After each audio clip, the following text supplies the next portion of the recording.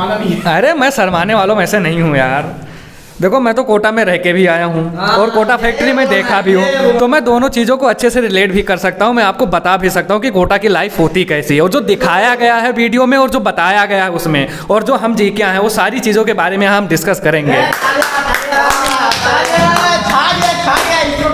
Lollipop मार निकाल चप्पल।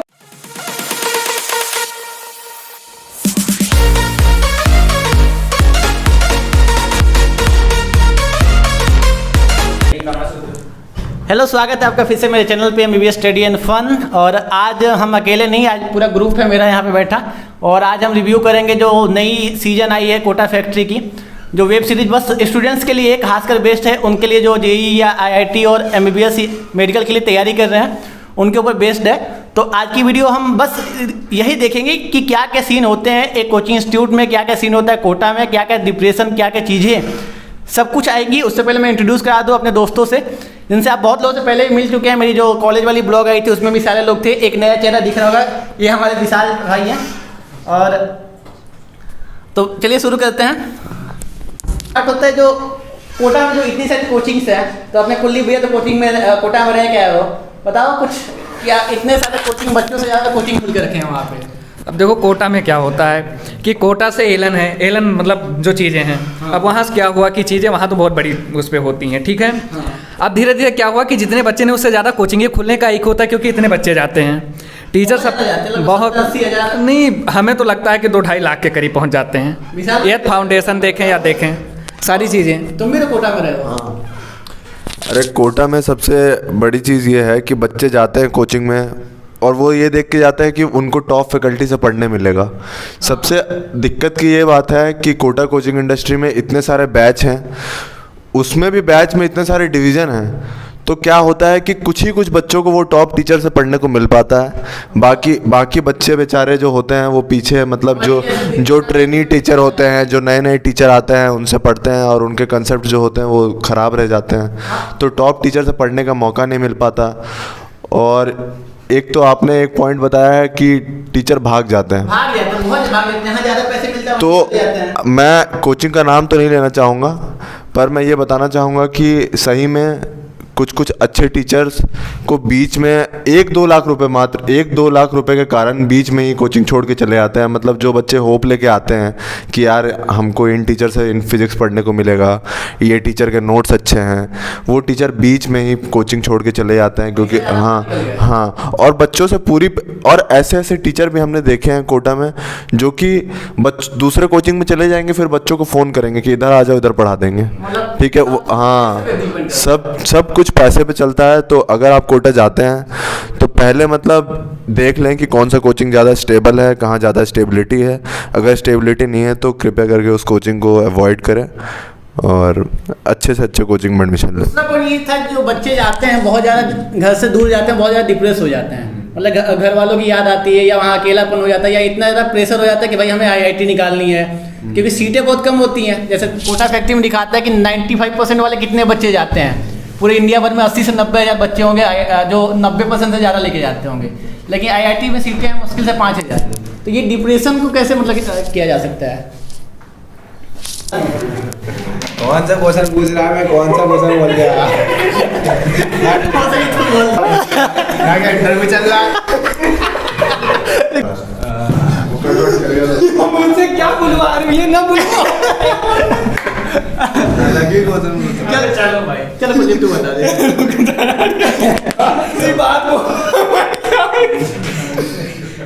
देखो जैसे इसने डिप्रेशन की बात करी, सीटों की बात करी कि IIT में इतनी कम सीटें हैं, 95% वाले जाते हैं, तो उन्हें लगता है कि हम 95% लेके आए पहले ही साल में फोड़ देंगे।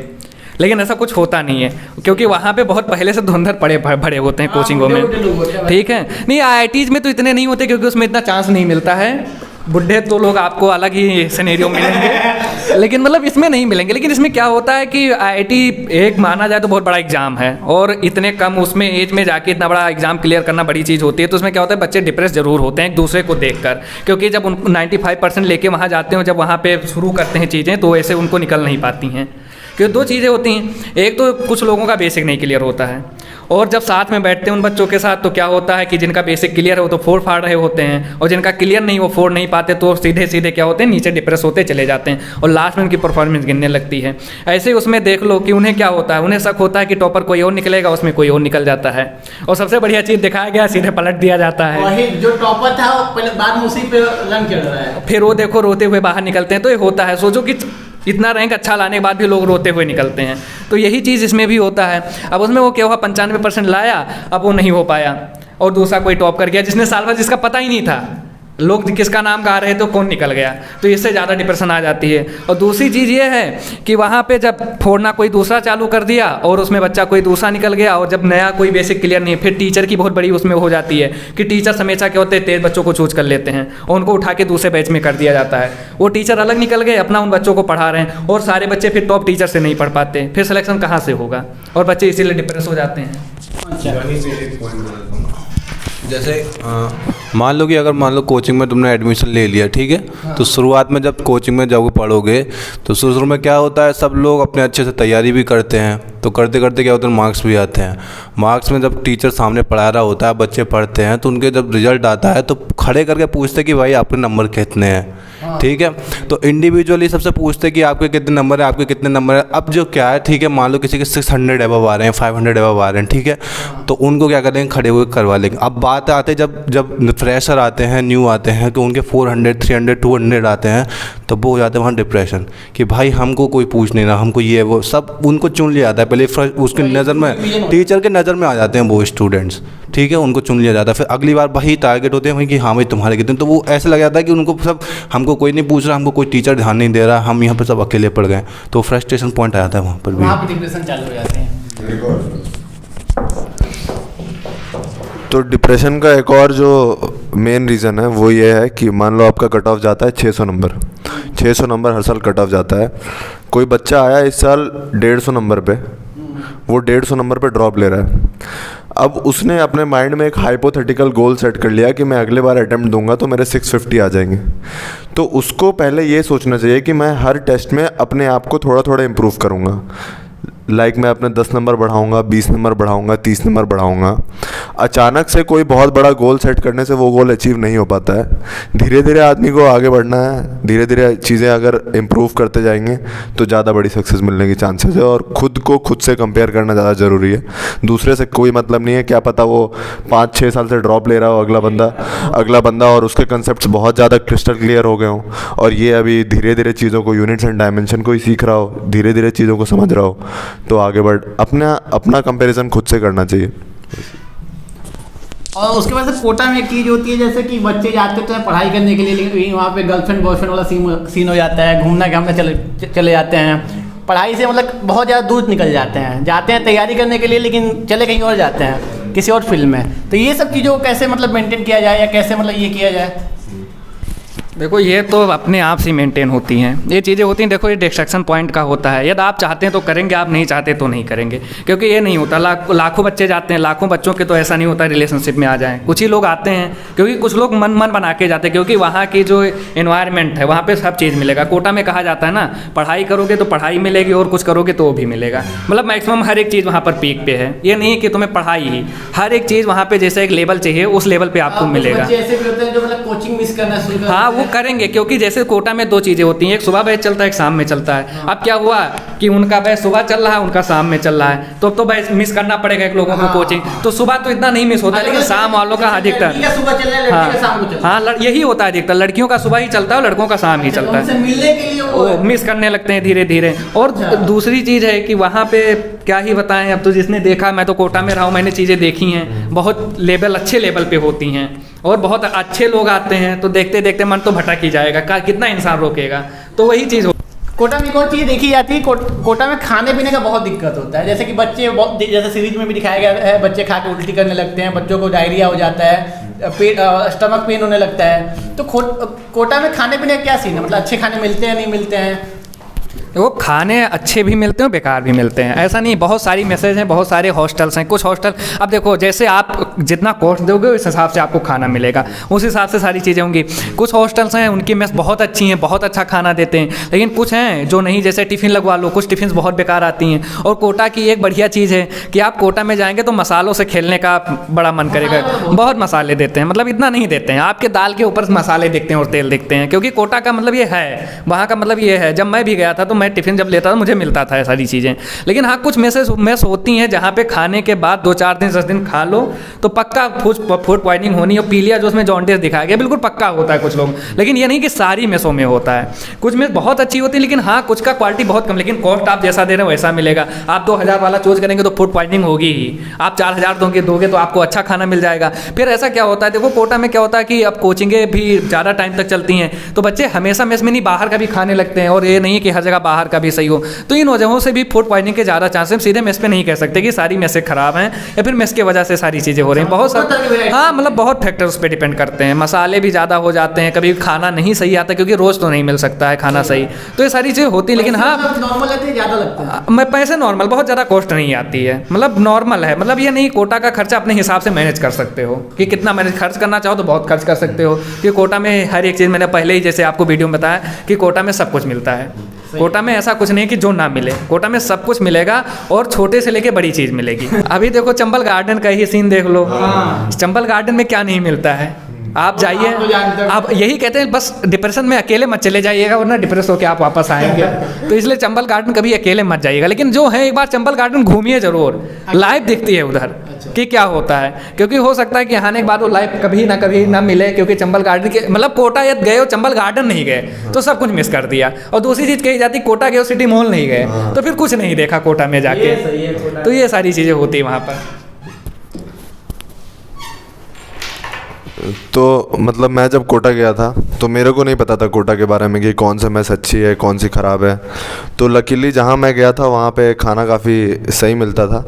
और दूसरी चीज़ जो लोगों को खाने की दिक्कत आती है वो इसलिए आती है क्योंकि राजस्थान में लोग खाना स्पाइसी प्रेफर करते हैं, और हम लोग इधर यूपी में और एमपी में बिहार में हम लोग खाना जो खाते हैं वो ज़्यादा स्पाइसी नहीं खाते हैं।